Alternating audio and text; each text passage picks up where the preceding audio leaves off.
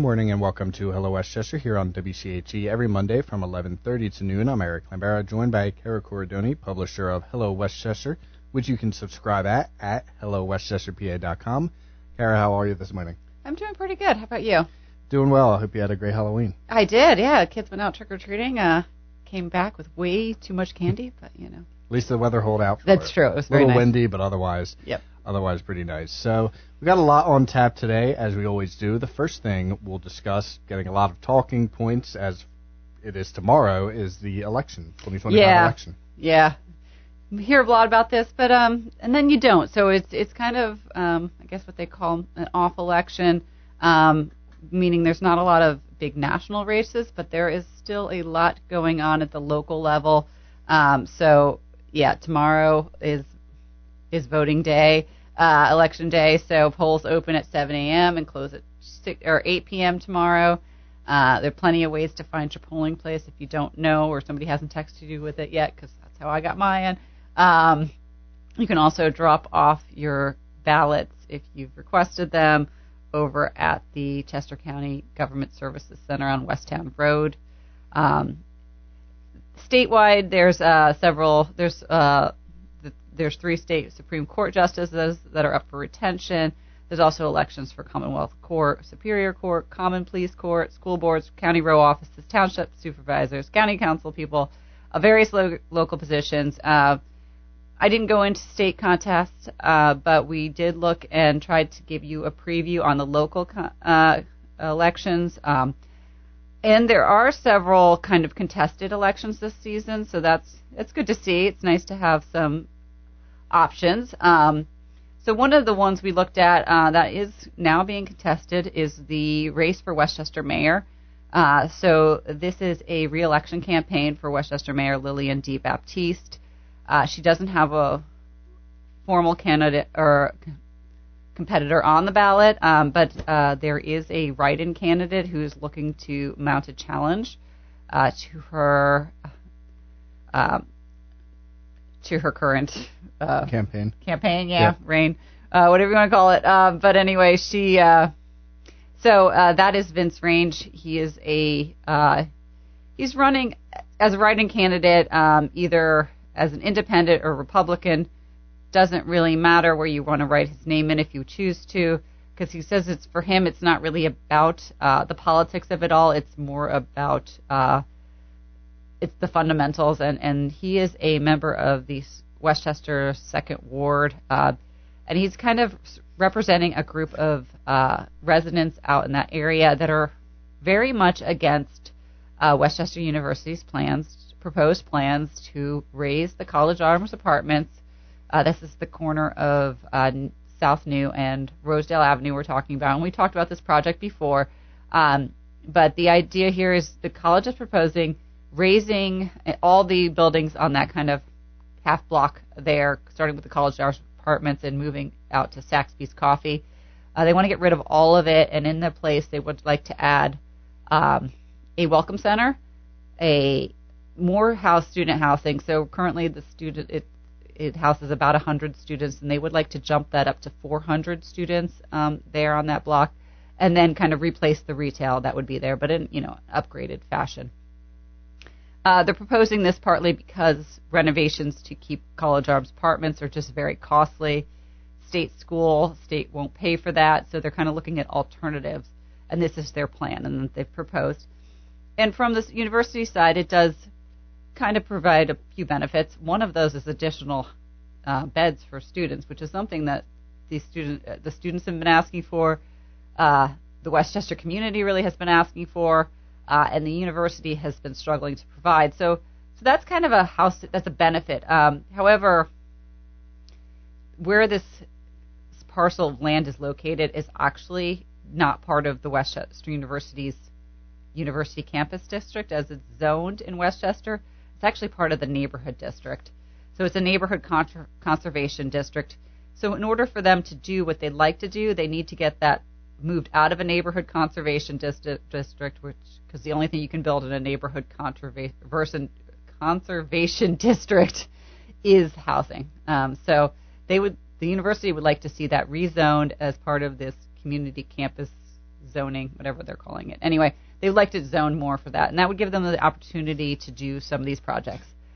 This is where the neighbors have really objected. They do not want to see this land rezoned. They want to see it kept as a neighborhood district, and they don't really feel like the current mayor and the current council is really doing enough to stop it. So it seems like there's been frustrations in these neighborhoods for a while, mostly around students in that area. A lot of these students are living in off-campus housing, so they deal with added nuisance violations in that area. So there's additional, noise complaints and trash and things like that. So they've struggled for a while. They've been kind of raising their voices for a while, and it seems like this college arms thing has just been the tipping point to kind of for them. So they put forth a candidate. Vince says he knows it's a long shot. Really, if he doesn't win, his real goal here is to kind of stir the pot and get people interested in talking. They would really like to see something done for their neighborhood, in their neighborhood. So that's kind of what they're. So that's the race that was putting forth. Lillian Mayor DeBaptiste, for her part, she did reply to kind of the situation, what's going on. She sees it kind of as, she calls it an era of good trouble. So progress demands courage and cooperations and connections, she said. So she would like to be a bridge builder between the borough and Westchester University. So she would like to see kind of them grow together. So she believes her role is to facilitate the conversations with the people across the community who can make a difference. She hopes to continue to do that for the next 4 years.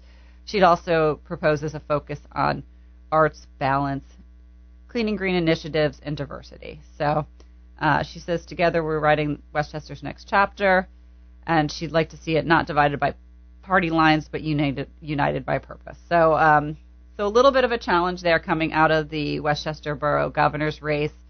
Westchester Borough's mayor's race. So that's one race we're looking at. Westchester Borough also has several borough council representatives that are running. We had a couple that are kind of retiring at the end of the season. So we have three potentially new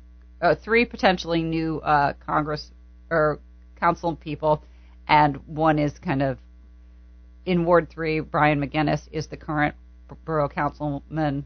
He is running unopposed in Ward 3. But in Ward 1, we have a competitive race. We've got Jerry, says Benak, and I apologize, Jerry, I probably butchered that. But he is running as a Democrat, and he's running against businessman John McDonald, who's running as a Republican. So they are kind of two different viewpoints. Jerry would like to see that the town remain great and be prepared to meet the needs of the next year and the years after. He's really looking at infrastructure is a priority for him, including a new public works department. John says his main priority is being a check against the majority. He'd also like to see the local earned income tax reduced. It's currently at 1.25%. He'd like to see it go down to 1%. Also, and then running in Ward 5, Stephen Marvin is a new candidate. He's a retired business librarian and a practicing artist.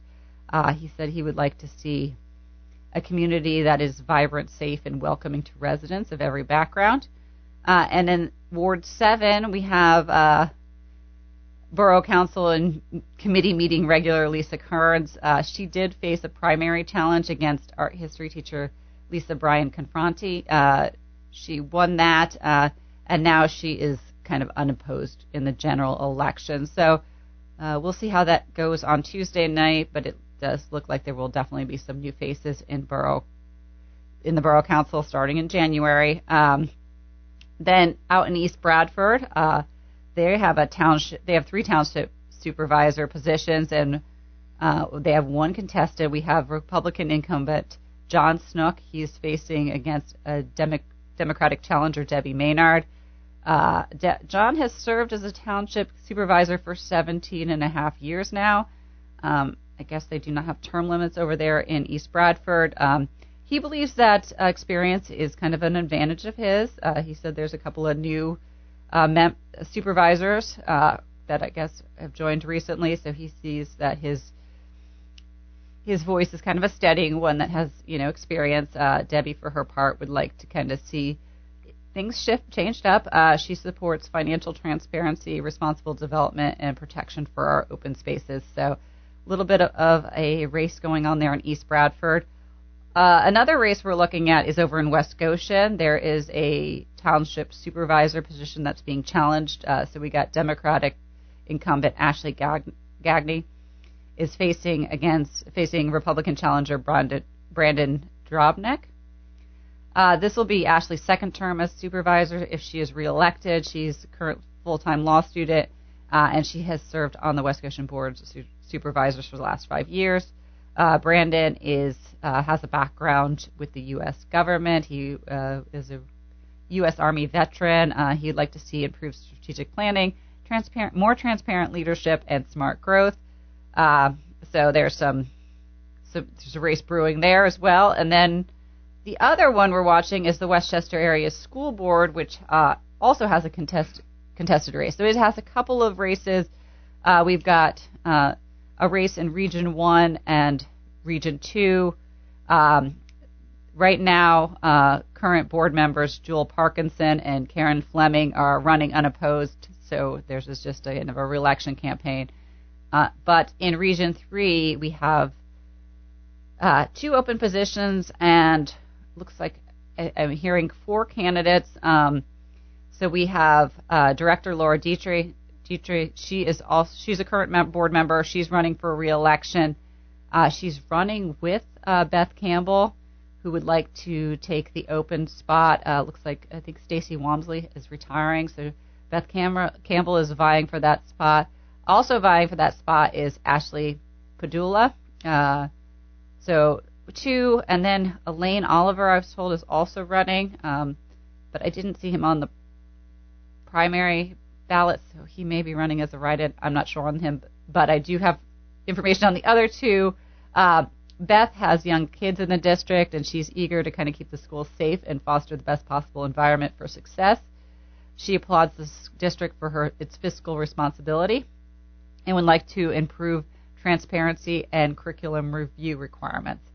Ashley, for her part, believes that every student deserves access to high-quality education that prepares them not just for graduation, but for a successful life beyond the classroom. She also has kids in the district, and she would like to see the schools prioritize academic excellence, transparency, and student well-being. So definitely some choices to be made this time around. So I know we often focus a lot of attention. I know people spend a lot of money on those national, federal, and state elections, but the local elections have a lot of direct impact, especially on things happening here in the Westchester area. So I would take a minute, review who's out there, and then be prepared to come out and vote tomorrow. Yeah, as you mentioned, a lot of really important races, and I just wanted to note for listeners, if you wanted to find your polling place, you can go to the pa.gov website. Also, vote.org has a polling place locator as well. So plenty of resources to be able to do that. And let's go with one more topic before the break here, and that was Westchester's annual Preservation Awards. Yes, so for the last 13 years now, the Westchester Preservation Awards have been sharing the best in 14 years now. They've been sharing the best in preserving the town's history, and so they're at it again this year with 5 homes and institutions that have won. There is so some of the winners we focused on. We saw is over at 522 North Church Street. Nice big old home right across from Barclay Park over there. It had been sitting empty and it deteriorated a bit, but this home was originally built in 1879, and so it was purchased by Robert and Erica Sutton. just after the pandemic, and they got to work. They repointed the brick, rebuilt the metal roofed front porch, and repaired the original wood shutters. So they kept kind of the historic look while also adding a 2-story rear addition that kind of helps modernize the home, and as well added a historically appropriate 2-car garage. So it says, from the beginning, Rob and Erica's overriding goal was to save this great piece of Westchester history for everyone to enjoy. That was from the Preservation Committee. Another project that got recognized is actually a kind of a new build. This is at 51 Patton Alley. This was in a World War II era apartment complex that was destroyed by the fire. This is from the December 26th of fire, tragic fatal fire that happened in 2023. After the fire, the original building was deemed uninhabitable, so the owners contacted with Hazley Builders, and they worked with the Westchester Historic and Architectural Review Board to kind of rebuild that to match the previous look of that building, which was a support structure for soldiers. The neighboring National Guard Armory, which is now Uptown Theater. So that was built in 1940, and so that's been refurbished and people are back and living there. Another project that was recognized was over on West Virginia Avenue. This is one of the 4 sister homes. Those are the green serpentine homes over there on West Virginia Avenue. This is the 4th of the 4. It's the one located on the corner of West Virginia and North New Street. But it is currently owned by David and Patrick Murray, and they have been working to preserve that historic legacy while also updating the living spaces to accommodate their modern family. And then also recognized was St. Agnes Church over at 233 West Gay Street. The current chapel there was built in 1925, and they worked on refurbishing those front doors. And there's a lot of work that went into kind of bringing those back to life after 100 years of water and light damage. So that was recognized. And the last one was home recognized is over on West Minor Street. This was a slate roof project primarily. Michael and Beth Kohler replaced the slate roof on their 1900 West Minor, 1900s West Minor Street home. So it's 435 West Minor. But so they worked to get that slate roof back to its original condition, which is not an easy job, nor is it a cheap job. So a lot of work, a lot of effort goes into these projects to kind of maintain the historic history and the craftsmanship of these homes, so that we kind of can all enjoy it for years to come. So it's a nice thing to celebrate. There's these. It's kind of an important part of the fabric of the borough to have these nice homes and institutions exist over time. Yeah, as you mentioned, lots of work, and glad to see that they're recognized here with the 14th Annual Preservation Awards. And that takes us to our break. We're going to take a quick break. We'll come back. We'll have much more on the other side, so stay tuned, and we'll be right back.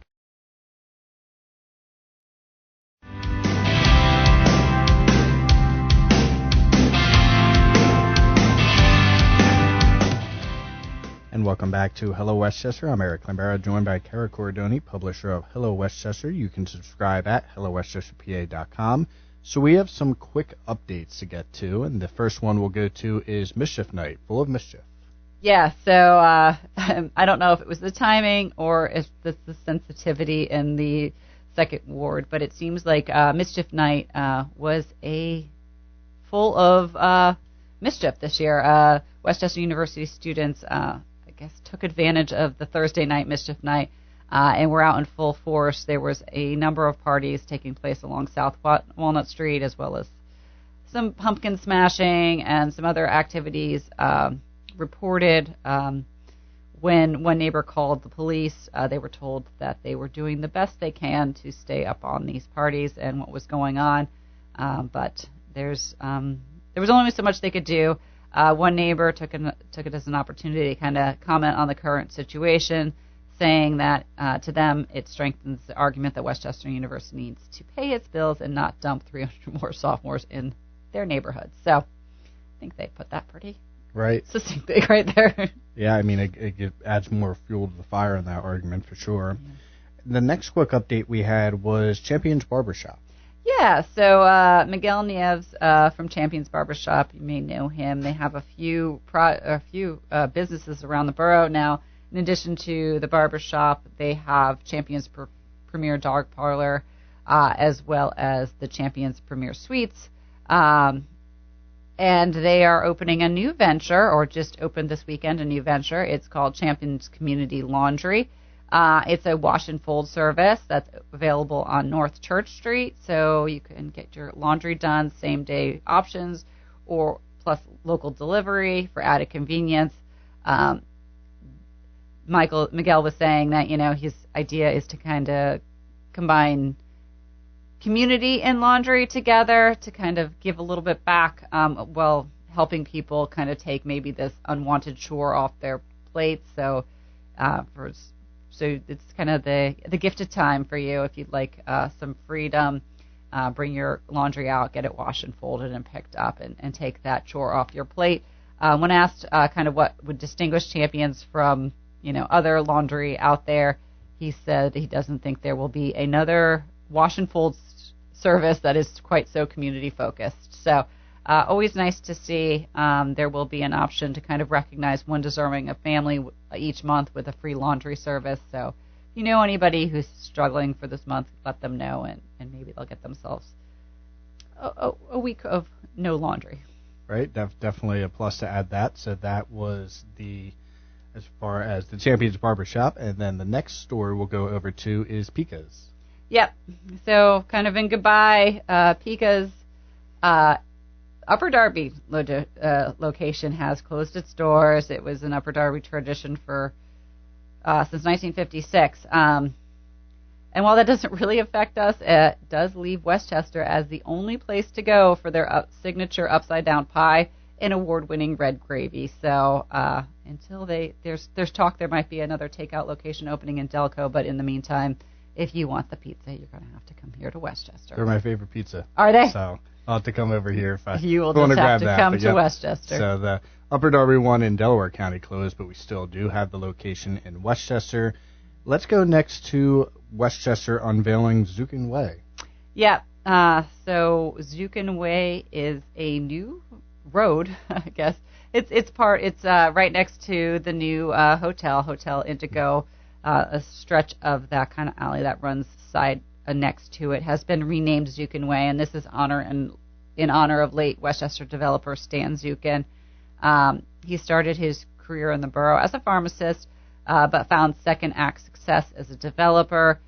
He died in 2018, and at the time of his death, his company, Zukin Realty, owned 35 commercial spaces, an additional and about 60 properties throughout Chester County. He is credited with preserving quite a few of the downtown locations that you probably know and love, the Social for one, and then that whole section of North Church Street from Yories to Mercado. He also did that was thanks to him, and the building that is now Satino's Tap and Table is another one of his. But one of his big dreams for the borough was to bring a hotel to town. The Hotel Indigo was not completed until after he had passed away, but he was honored for all those efforts this week with the unveiling of Zukin Way.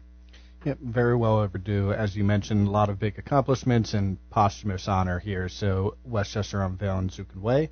We have a couple more quick updates before looking ahead to some things coming up. The next one we'll go to is Westchester advancing an ordinance change to make it easier to build townhomes. Yes. I've been tracking this a little bit for a while now. Obviously, we had a lot of apartment complexes that were put forth by developers over the last couple of years. We've seen them at East Market Street, where Rubenstein's was. There was Mitch's Gym. There's apartments planned there. They were also proposed at the South High Street at the location of the former Burger King, although that project is in the works, being reworked. And part of the request of reworking that to replace the apartment complex with potentially with townhomes was an ask that the borough fix its ordinance to make it easier for developers to propose these kind of townhome developments, and that is what they're doing here. By adding this kind of language, it allows developers to propose townhome options in addition to apartment options by right, and that makes it harder for people to challenge them both within the borough council or outside it legally. So this was an ask that they had asked, and this is something that the Planning Commission has taken on. This is their suggestion. I think part of what it's going to do is help diversify the options. So it gives developers more freedom to look outside of the apartment box to provide some more options. Townhomes and it's really any attached or semi-attached houses, so that it's not just townhomes. I'm just kind of calling it that for brevity reasons, but it would just give more options for, and those are all owner occupied. So kind of offset some of the rentals. Westchester did hit a kind of high for the discrepancy between rentals and home-owned units.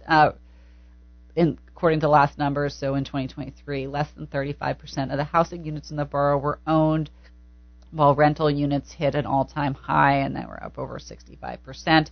So I think trying to bring a little more balance between those two numbers is what some of these initiatives are hoping to do. And then as far as the recommendations, they'll be reviewed next by the Westchester's Smart Growth Committee. Yes, good point. So this is just a proposal at this point. It still needs to go first through the Smart Growth Committee, which should happen this week. If they approve it, it will then go to Borough Council for their approval. And a zoning ordinance may have to be scheduled as a hearing. I can't remember. But so not quite approved yet, but on that road. Yep, we'll be following the story and keeping you posted. And then one more quick update. Several local runners heading to states. Yeah, so a little shout out. We did team sports last week, so I thought maybe we take a minute to congratulate some individual athletes also doing big things. We had the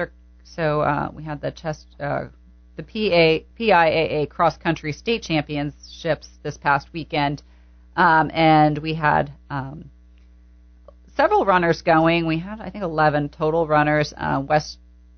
Westchester Henderson sent a team. They actually qualified as a team this year. They won Chestmont. They were the Chestmont Conference champions. So they sent 8 runners, the Henderson boys team. In addition, Ruston sent senior Sonia Sophia. We'll just call her Sophia, right? And then East sent senior Jack Brannon. And Henderson sent freshman Kate Bigler from the female side of things. So a lot of runners out there. So good congratulations to however they finished, but good for them. Yeah, shout out to our local athletes. As you mentioned last week, covered the team sports, so appropriate to cover some of the individual accolades as well. And then before we close here, just wanted to go through some of the upcoming events taking place. So quick updates this week. Looking ahead, on Friday, we have First Friday in downtown Westchester. Remember, free on-street parking starting at 5 p.m. Also on Friday, the Criterion's concert is taking place. This is the Westchester University's jazz band. It's a free community event. You don't need tickets. You can just show up. That's at Emil Asplund Hall at 7:30 p.m. Then this weekend, we have the Westchester Veterans Parade is happening on Sunday. That takes place at 2 p.m. The route there runs from Henderson High School down Gay Street to the old courthouse. So bring your American flags and come out and cheer them on. And we'll be here covering it. And you'll be here covering it. There you go. Looking forward to it. So that'll be taking place this weekend. Make sure to check out all the local events taking place. And we are out of time. Thank you, Cara, as always. Thank you to our listeners, and we will be back next time. We'll talk to you then.